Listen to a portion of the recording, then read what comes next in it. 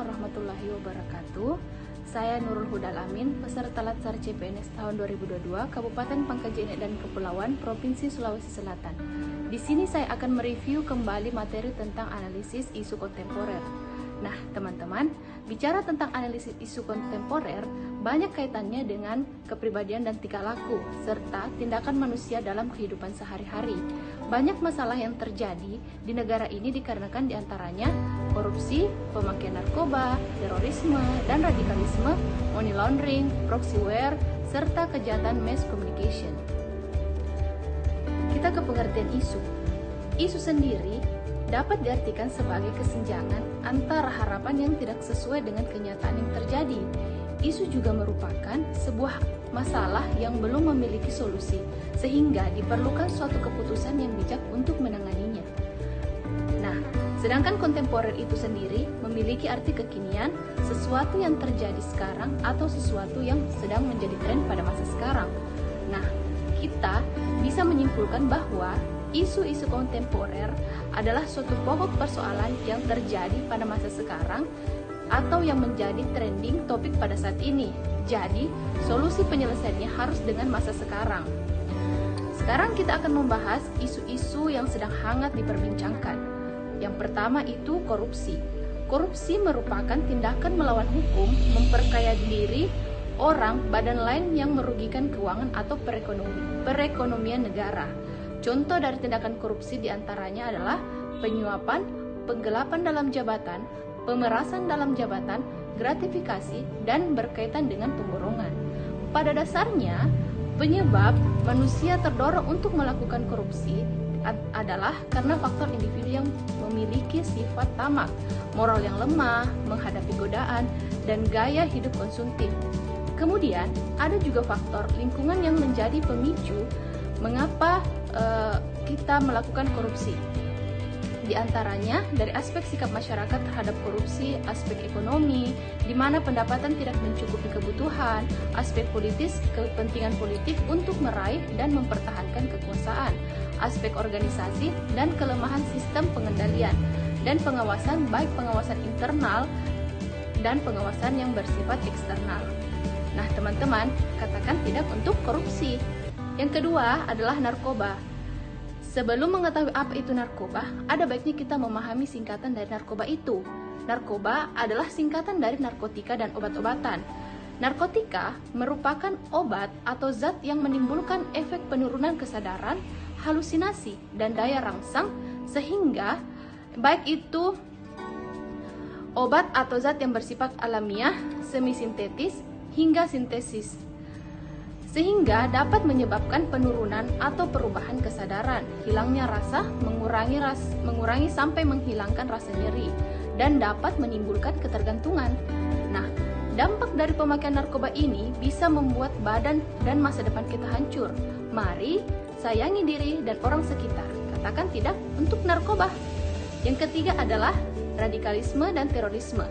Terorisme adalah perbuatan yang menggunakan kekerasan atau ancaman kekerasan yang menimbulkan suasana teror atau rasa takut secara meluas, yang dapat menimbulkan korban yang bersifat massal dan atau menimbulkan kerusakan atau kehancuran terhadap objek vital yang strategis, lingkungan hidup, fasilitas publik, atau fasilitas internasional dengan motif ideologi, politik, atau gangguan keamanan.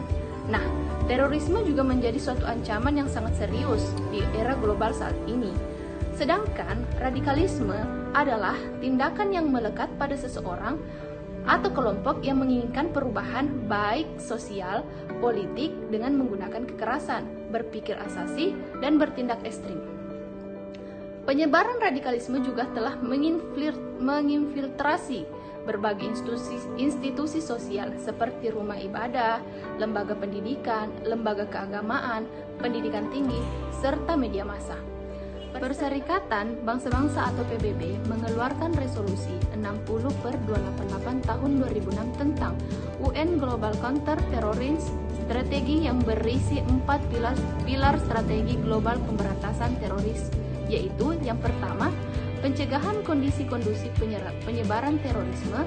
Yang kedua, langkah pencegahan dan memerangi terorisme. Ketiga, peningkatan kapasitas negara-negara anggota untuk mencegah dan memberantas terorisme, serta penguatan peran sistem PBB. Dan 4.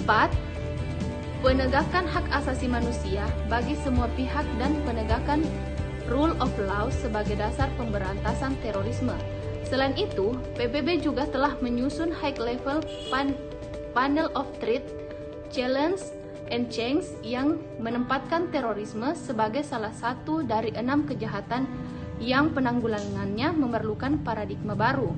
Maka dari itu, kita harus menjauhi tindakan terorisme dan radikalisme karena dampaknya sangat buruk bagi negara kita. Dari segi keamanan, masyarakat tidak lagi merasa aman di negerinya sendiri. Dari segi politik, situasi politik dalam negeri tidak akan stabil. Dari segi pariwisata, negara kita akan kehilangan pemasukan devisa yang tinggi karena turis menganggap negara kita tidak aman. Nah, mari kita ciptakan rasa aman dan ketertiban di lingkungan sekitar kita.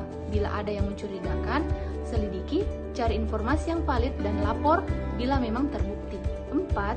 Yaitu money laundering. Istilah money laundering dalam terjemahan bahasa Indonesia adalah aktivitas pencucian uang atau harta kekayaan yang berasal dari kejahatan, sehingga diharapkan setelah pemutihan dan pencucian uang tersebut atau harta kekayaan tadi tidak terdeteksi lagi sebagai uang hasil kejahatan, melainkan telah menjadi uang atau harta kekayaan yang halal seperti uang-uang bersih ataupun aset-aset berupa harta kekayaan bersih lainnya.